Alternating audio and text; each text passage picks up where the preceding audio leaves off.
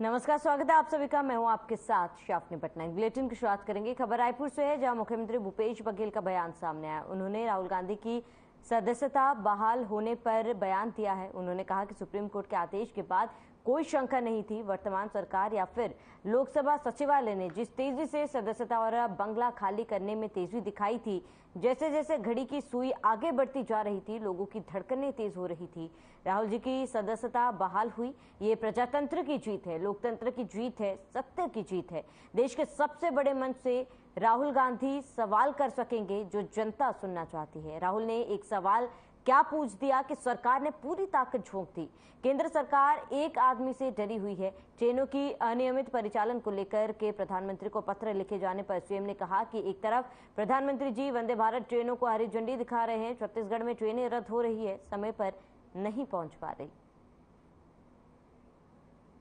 बात तो वैसी कोई शंका नहीं थी, लेकिन जिस प्रकार से वर्तमान सरकार या फिर लोकसभा सचिवालय जिस तेजी से उसकी सदस्यता समाप्त करने और बंगला खाली कराने में तेजी दिखलाई थी, तो उम्मीद की जा रही थी। लेकिन जैसे जैसे घड़ी के कांटे की सुइयां आगे बढ़ती जा रही थी, लोगों की धड़कन भी तेज हो रहा था, लेकिन अब वो समाप्त हो गया। राहुल जी की सदस्यता बहाल हुई है। ये प्रजातंत्र की जीत है, सत्य की जीत है। राहुल जी को ढेर सारी बधाइयाँ कि वो मंच जो देश का सबसे बड़ा मंच है, उससे वो सवाल कर सकेंगे, वो अपनी बात कह सकेंगे।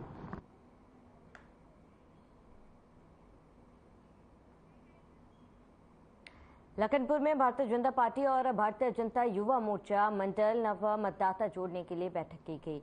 जनता पार्टी और भारतीय जनता युवा मोर्चा के द्वारा 6 अगस्त दिन रविवार 3 बजे बैठक आहूत की गई, जिसमें भारतीय जनता युवा मोर्चा के कार्यकर्ताओं द्वारा फॉर्म भरकर नव मतदाता का नाम जोड़ने का काम करेगा। इसी उद्देश्य से बीजेपी कार्यकर्ता की बैठक ली गई।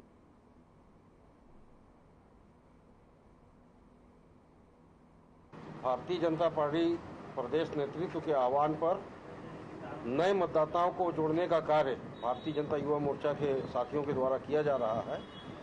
कोई छूट न पाए, इसलिए गांव-गांव जाकर संपर्क कर सभी युवाओं को जो अपनी आयु पूर्ण कर चुके हैं, उनको मतदाता सूची में नाम जुड़वाने का कार्य भारतीय जनता पार्टी के द्वारा किया जा रहा है। कितना कब से कब तक चलेगा? 30 अगस्त तक शासन के निर्देशानुसार 30 अगस्त तक होना है, चुनाव आयोग के जो निर्देश है, लेकिन हम लोग इसको 15 तारीख तक कंप्लीट करना चाह रहे हैं।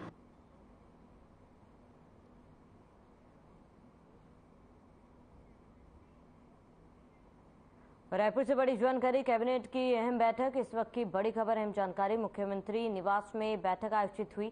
सीएम भूपेश बघेल ने अध्यक्षता की। मोहन मरकाम का बयान सामने आया। बड़ी जानकारी, अहम खबर आपको बता दें, मुख्यमंत्री निवास में बैठक हुई है। सीएम भूपेश बघेल ने अध्यक्षता की। मोहन मरकाम का बयान भी सामने आया। बड़ी खबर, अहम जानकारी। सीएम भूपेश बघेल ने की अध्यक्षता। इस वक्त की बड़ी खबर, अहम जानकारी। रायपुर से कैबिनेट की अहम बैठक हुई है और मुख्यमंत्री निवास में बैठक आयोजित की गई थी। इस वक्त की बड़ी खबर, अहम जानकारी आपको बता रहे हैं, जहां मोहन मरकाम का भी बयान सामने आया है और अहम बैठक आयोजित की गई। बड़ी जानकारी आपको बता रहे हैं, कैबिनेट की अहम बैठक, जहां मुख्यमंत्री निवास में बैठक आयोजित की गई। सीएम भूपेश बघेल ने इस बैठक की अध्यक्षता की थी।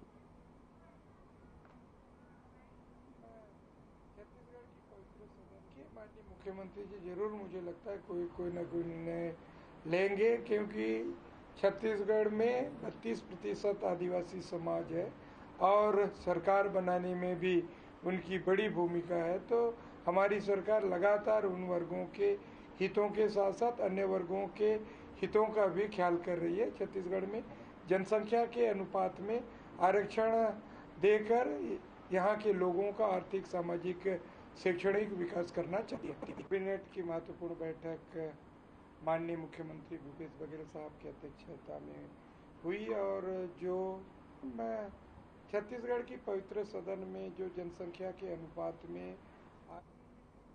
रायपुर से बड़ी जानकारी, इस वक्त की पूर्व नेता प्रतिपक्ष धर्मलाल कौशिक का बयान। विभिन्न मुद्दों पर पत्रकारों से की चर्चा। बड़ी जानकारी, अहम खबर। धर्मलाल कौशिक का बयान। पूर्व नेता प्रतिपक्ष हैं धर्मलाल कौशिक। विभिन्न मुद्दों पर पत्रकारों से चर्चा की है और पूर्व नेता प्रतिपक्ष हैं धर्मलाल कौशिक। तो पत्रकारों से विभिन्न मुद्दों पर चर्चा की है। बड़ी जानकारी आपको बता रहे हैं, इस वक्त की बड़ी खबर रायपुर से। धर्मलाल कौशिक का बयान। पूर्व नेता प्रतिपक्ष है धर्मलाल कौशिक। इस वक्त की बड़ी खबर, अहम जानकारी आपको बता रहे हैं। धर्मलाल कौशिक का बयान सामने आया है, जहां पूर्व नेता प्रतिपक्ष है धर्मलाल कौशिक। चुनाव के समय है अभी जो आरक्षण लागू किया गया है, ये आरक्षण पहले भी लागू रही है। 32% हमारे जनजाति समाज को, बाकी ओबीसी को, एससी को। और मैं समझता हूँ कि यहाँ के जो लोगों का अधिकार था, जो जिसके चलते उनको आरक्षण का लाभ मिला था, आज ये नई बात नहीं है। लेकिन जिस प्रकार से छत्तीसगढ़ में सरकार के द्वारा सबको दिग्भ्रमित करने का काम किया गया, वास्तविक में जो उनको वंचित करने का काम किया गया। रायपुर से बड़ी खबर, नगर निगम की हो रही महत्वपूर्ण बैठक। बड़ी जानकारी आपको बता दें, 11 तारीख को होने वाले सामान्य सभा पर चर्चा। इस वक्त की बड़ी जानकारी, कांग्रेस पार्षद दल की चल रही है बैठक और महापौर एजाज ढेबर, सभापति प्रमोद दुबे मौजूद है। वहीं स्वायत्त निगम के अधिकारी और पार्षद भी शामिल। बड़ी जानकारी आपको बता रहे हैं, इस वक्त की बड़ी जानकारी, हम खबर आपको बता दें। नगर निगम की हो रही महत्वपूर्ण बैठक। बड़ी जानकारी, 11 तारीख को होने वाले सामान्य सभा पर चर्चा। कांग्रेस पार्षद दल की बैठक चल रही है। महापौर एजाज ढेबर, सभापति प्रमोद दुबे मौजूद। निगम के अधिकारी और पार्षद भी मौजूद। तो नगर निगम की महत्वपूर्ण बैठक। बड़ी जानकारी आपको बताते, कांग्रेस पार्षद दल की बैठक चल रही है और महापौर एजाज ढेबर, सभापति प्रमोद दुबे भी बैठक में मौजूद है। बड़ी जानकारी, हम खबर आपको बताते, रायपुर से नगर निगम की हो रही महत्वपूर्ण बैठक। बलरामपुर के वाड्रफ नगर के अकवारी पारा में करीब 30 से 40 हाथियों का दल पहुंचा। हाथियों ने गांव में जमकर उत्पात मचाया और करीब 40 एकड़ में लगी धान, मक्का, मौसमी सब्जी, केले की फसल को खराब कर दिया है। 20 किसानों के खेतों को हाथियों ने नुकसान पहुंचाया और ग्रामीणों का कहना है कि उन्होंने वन विभाग के अमले को सूचना दी थी, लेकिन पूरी रात तक भी वन विभाग की टीम नहीं पहुंची।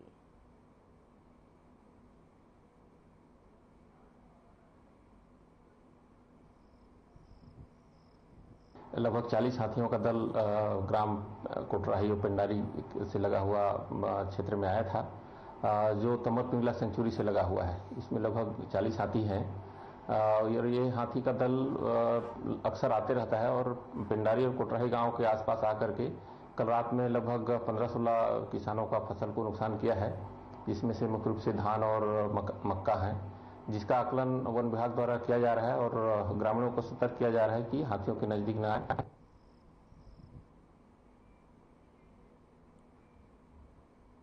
खबर बलरामपुर से, जहां नाबालिग से सामूहिक दुष्कर्म के 2 आरोपी पुलिस अभिरक्षा से फरार होने का मामला सामने आया। इसी बीच एसपी ने एक एएसआई और 3 आरक्षकों को निलंबित कर दिया। दरअसल आपको बताते हैं कि शनिवार को पीड़िता ने थाने में सामूहिक दुष्कर्म का मामला दर्ज कराया था और मंदिर में दर्शन करने के लिए युवक के साथ पीड़िता गई थी और मामले में पुलिस ने 5 आरोपियों के खिलाफ मामला दर्ज किया था, जिसमें से 3 की गिरफ्तारी हो चुकी है।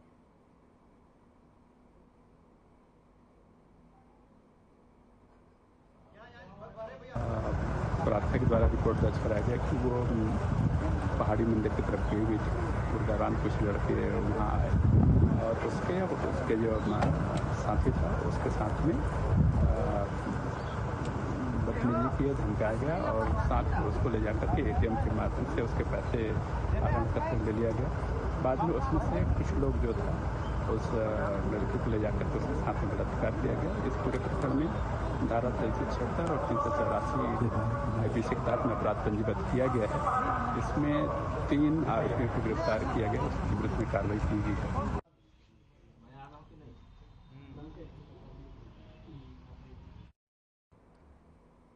तो तो सुप्रीम कोर्ट से मोदी सरनेम मानहानि केस में कांग्रेस नेता राहुल गांधी को राहत मिल गई है, जिसके बाद अब राहुल गांधी की लोकसभा की संसद सदस्यता को बहाल कर दिया गया। मोदी सरनेम मानहानि केस में राहुल को 23 मार्च को निचली अदालत ने 2 साल की सजा सुनाई थी। इसके अगले दिन यानी 24 मार्च को उनकी संसद सदस्यता रद्द हो गई थी और अब लगभग 137 दिन बाद उनकी संसद सदस्यता बहाल हो गई। आपको बता दें कि लोकसभा सचिवालय की ओर से अधिसूचना हुई जिसमें राहुल गांधी की संसद सदस्यता को बहाल किया गया।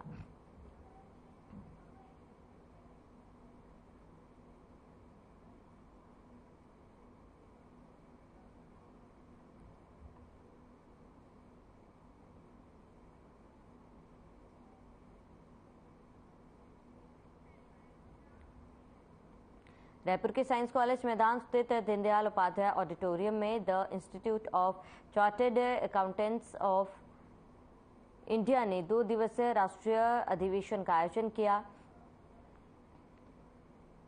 जिसमें सीएम भूपेश बघेल ने भी शिरकत की थी।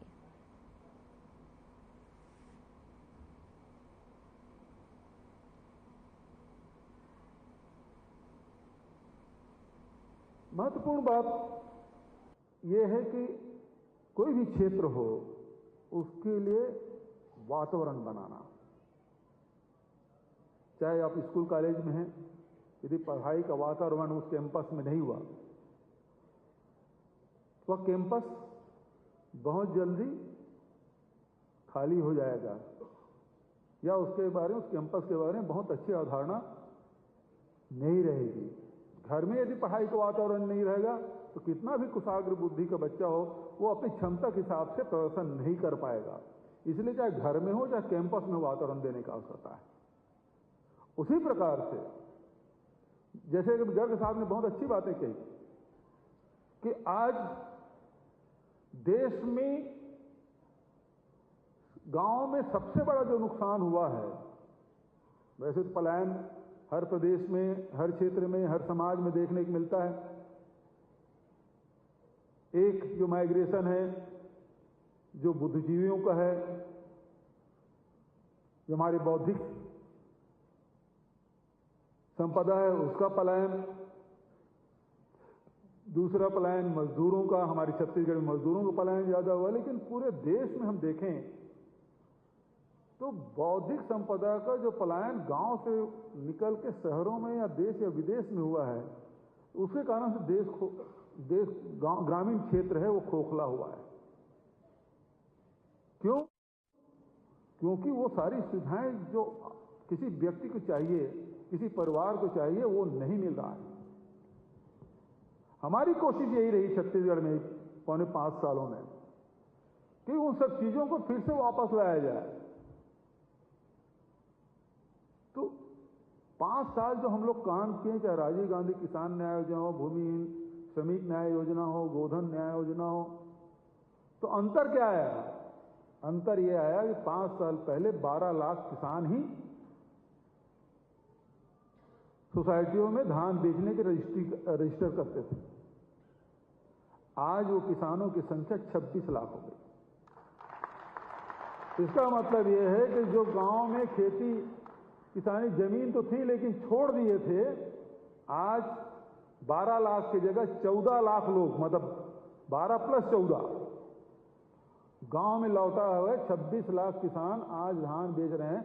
धान के उत्पादन पहले जो 55 लाख मीट्रिक टन होता था, आज इस साल 107 लाख मीट्रिक टन हो गया। जो जमीन में खेती होती थी, जो सोसाइटी में रजिस्टर्ड है, वो 22 लाख हेक्टेयर था, आज बढ़ के 32 लाख हेक्टेयर हो गया।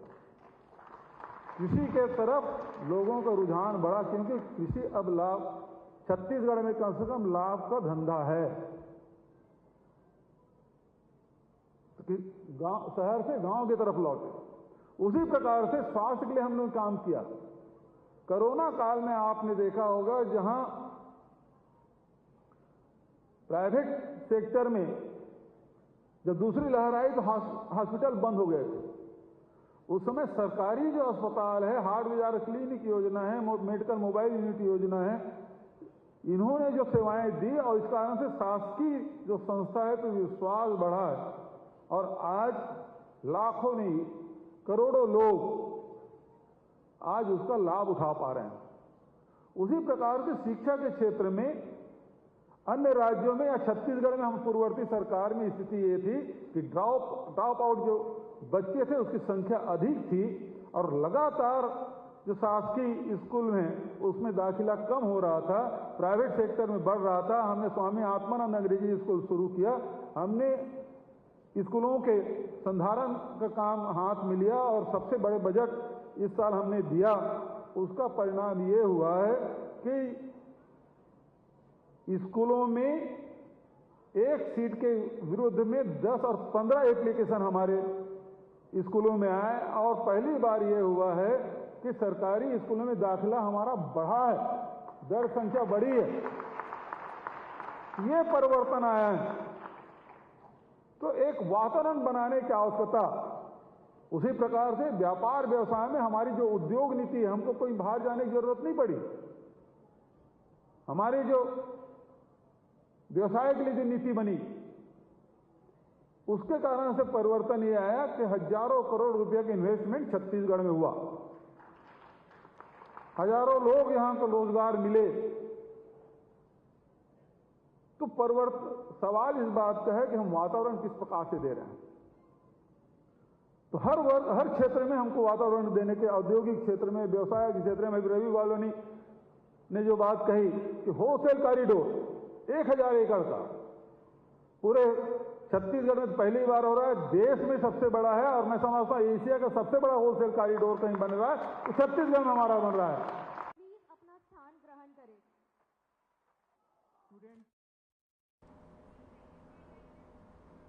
प्रदेश के गृह मंत्री ताम्रध्वज साहू की सुरक्षा में एक बड़ी चूक देखी गई। उनमें उनके जन्मदिन के मौके पर सुरक्षा कर्मियों की मौजूदगी के बाद भी गृह मंत्री के वाहन का शीशा एक नाबालिग ने तोड़ दिया। दरअसल जन्मदिन के मौके पर समर्थकों ने उत्साह में पटाखे फोड़े, जिसमें से एक पटाखा छीट कर एक शख्स को जा लगा। शख्स के 17 साल के बेटे ने गुस्से में गृह मंत्री के वाहन का शीशा तोड़ दिया। हालांकि सुरक्षा कर्मियों ने नाबालिग को सीसीटीवी की मदद से पकड़ लिया है, लेकिन गृह मंत्री ताम्रध्वज साहू के कहने पर उसे वापस छोड़ दिया गया।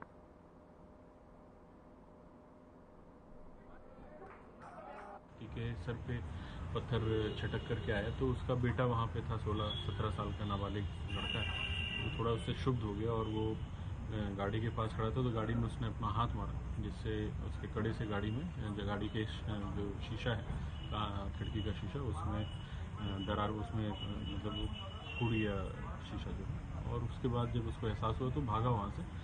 पुलिस ने तत्काल उसमें कार्रवाई करते हुए लड़के को अपने कब्जे में ले लिया है और उसके फादर को भी बुलाकर समझाइश दी जा रही है, क्योंकि लड़का नाबालिग है तो उसके संबंध में जो भी कार्रवाई बनती है उस हिसाब से कार्रवाई। जहाँ जहाँ जा रहा हूँ मेरे लिए ये अच्छा अवसर है कि मुझे आने का अवसर मिला, जानने समझने का अवसर मिला। मानवीय संवेदनाओं से भरा क्षण है। मानव सेवा का सबसे उत्कृष्ट उदाहरण यहाँ पर प्रस्तुत हो रहा है। जो समिति के मेंबर हैं उन लोगों को बहुत बहुत बधाई और शुभकामनाएं मैंने दी हैं, क्योंकि बहुत बड़ा काम वो अपने जीवन में इन बच्चों के सुख सुविधा का, पढ़ाई का, भोजन का, रहने का, ये सारी व्यवस्थाएं।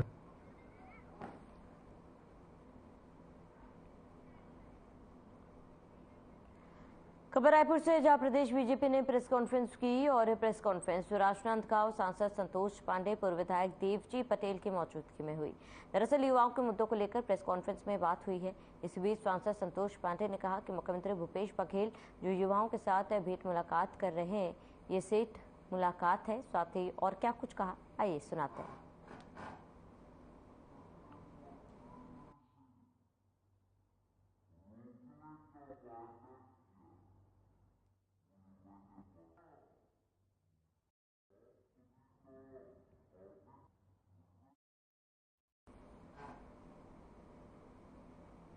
प्रदेश के खाद्य मंत्री अमरजीत भगत के विधानसभा क्षेत्र सुपलगा गांव में ग्रामीणों ने कई सालों से सड़क नहीं बनने को लेकर आने वाले विधानसभा चुनाव का बहिष्कार किया। दरअसल मेनपाट विकासखंड के ग्राम सुपलगा में ग्रामीणों को बरसात के दिनों में कीचड़ भरे रास्तों से आना जाना पड़ रहा था। वहीं सूखे दिनों में उबड़ खाबड़ रास्तों से गुजर कर आना पड़ा, लेकिन इन आदिवासी ग्रामीणों को कई दशक गुजर गए। ग्रामीणों ने कहा कि सड़क की मांग प्रदेश के खाद्य मंत्री और क्षेत्र विधायक अमरजीत भगत से 2 महीने पूर्व आवेदन देकर मांग की गई थी। सड़क का निर्माण जल्द से जल्द करवाया जाए।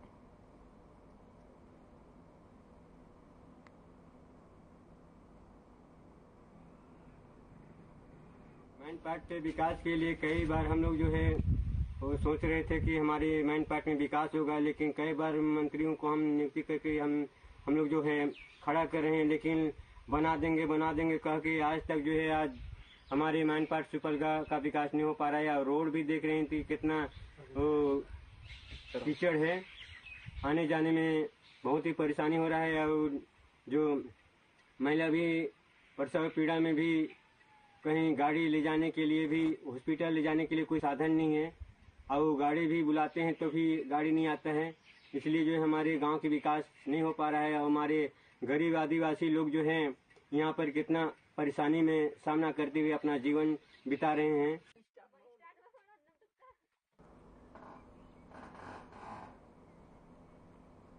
खबर रायपुर से, जहां कांग्रेस के प्रदेश अध्यक्ष दीपक बैज का बयान सामने आया है। दीपक बैज ने अजय चंद्राकर के बयान पर पलटवार करते हुए कहा है कि अजय चंद्राकर दिन को कुछ और बोलते हैं, रात को कुछ और बोलते हैं। उन्होंने कहा कि छत्तीसगढ़ के बड़े नेता हैं, उनके हर सवाल का जवाब देना उचित नहीं है। प्रदेश कांग्रेस अध्यक्ष दीपक बैज ने प्रधानमंत्री नरेंद्र मोदी के रायगढ़ दौरे को लेकर कहा कि मोदी को सबसे पहले मणिपुर थाना चाहिए और मणिपुर को लेकर बात करने के लिए उनके पास सिर्फ 36 सेकंड है। वहीं उन्होंने कहा है कि बीजेपी के पास ना बजरंगबली है और ना राम है। बजरंगबली हमारे साथ है, कर्नाटक और हिमाचल में हमने देख लिया। मैं जहां भी अगर जाता हूं, ऐसे अध्यक्ष नहीं, उससे पहले भी अगर मंदिर है बाजू में, या हम लोग आस्था, हम लोग बस्तर में ज्यादा काम किए तो अगर गुड़ी है वहां, तो वहां जाके पहले दर्शन करते हैं। इसका मतलब होता है शुभ होता है। कोई शुभ काम करने से पहले मंदिर दर्शन कर ले, अगर कार्यक्रम स्थल के आजू बाजू है तो मंदिर दर्शन कर ले, फिर अपना कार्यक्रम अपन शुरुआत करें। तो ये क्या है, इससे थोड़ा सा गति मिलता है। आपके तो कार्यालय में ही मंदिर है। बिल्कुल बिल्कुल बिल्कुल। आप अध्यक्ष जी मंदिर बनवा दिए तो अच्छा है। अब वैसे भी कर्नाटक में बजरंग बली ने हमारा नैया पार लगाया है, तो बजरंग बली तो प्रणाम तो करेंगे ही। छत्तीसगढ़ में भी पार लगाएंगे उम्मीद है। बिल्कुल बिल्कुल बिल्कुल। अब इनके पास राम भी नहीं है, बजरंग बली भी नहीं है, तो हमारे पास राम भी है, बजरंग बली भी है। इनके सहारे जिएंगे वो लोग, आप तो सब ले रहे हैं। अब उनके पास वो तो उनका एक ही सहारा है, मोदी। बस मोदी सहारा है। मोदी तो देख लिए हम लोग, कर्नाटक में भी देख लिए और हिमाचल में भी देख लिए, अब छत्तीसगढ़ भी देखेंगे। बजरंग बली आपके साथ है? बजरंग बली हमारे साथ है, भगवान राम भी हमारे साथ है, उनके पास कुछ नहीं है। चलिए इसके साथ इस बुलेटिन में फिलहाल मेरे साथ इतना ही। देश प्रदेश के तमाम बड़ी खबरों के लिए बने रहे हमारे साथ।